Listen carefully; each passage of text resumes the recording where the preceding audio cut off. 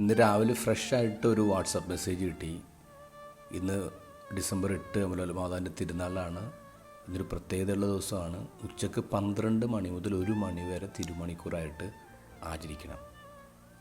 1947 ഇറ്റലിയിലെ ഏതൊരു കന്യാസ്ത്രീക്ക് മാതാവ് നേരിട്ടു എന്ന് പറഞ്ഞ സംഭവമാണ്. ഈ 1 മണിക്കൂർ ഒന്ന് മുട്ടുകുത്തി കൈയൊക്കെ വിരിച്ചു പിടിച്ച് 51 സങ്കീർത്തനം 3 തവണ ചൊല്ലണം. പിന്നെ കർത്താവിൻ്റെ പീഡാനുഭവത്തെക്കുറിച്ച് ഓർത്ത് ജപമാലയോ എല്ലാം പിന്നെ തോന്നുന്ന പാട്ടൊക്കെ പാടാം. അങ്ങനെയൊക്കെ പാടിക്കഴിയുമ്പോൾ നമ്മൾ എന്തു ചോദിച്ചാലും ദൈവം നമുക്ക് തരും. ഉറപ്പിച്ച് പറയാം, ദൈവം തരും. എന്നിട്ട് ഈ മെസ്സേജിൻ്റെ താഴെ എഴുതിയിരിക്കുന്ന ഇത് പറ്റാവുന്നവർക്കൊക്കെ ഫോർവേഡ് ചെയ്യുക. അപ്പോൾ അവർക്ക് കൂടുതൽ കിട്ടും. എന്തൊരു പറ്റീരാണ് നോക്കണേ. ഇത് ഗോസ്പൽ പക്ഷെ അങ്ങനെയല്ലല്ലോ പറയണേ. വളരെ സമാധാനപൂർണ്ണമായ ജീവിതം നയിച്ചൊരു പെങ്കൊച്ചാണ് മറിയം. പക്ഷെ ഒരു ദിവസം മാലാഖ കയറി വന്നിട്ട് പറഞ്ഞു, you are highly favoured one, കർത്താവ് നിന്നോട് കൂടെ ഉണ്ട്.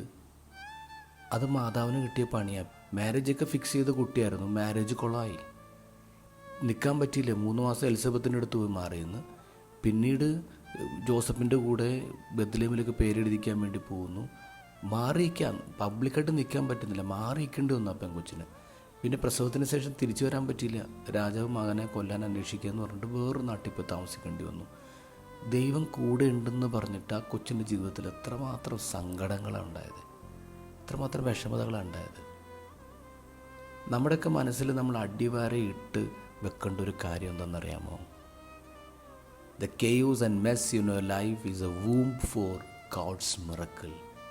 ദൈവത്തിൻ്റെ അത്ഭുതത്തിനുള്ള ഉദരാണ് നിങ്ങളുടെ ജീവിതത്തിലെ മെസ് എന്ന് പറയും.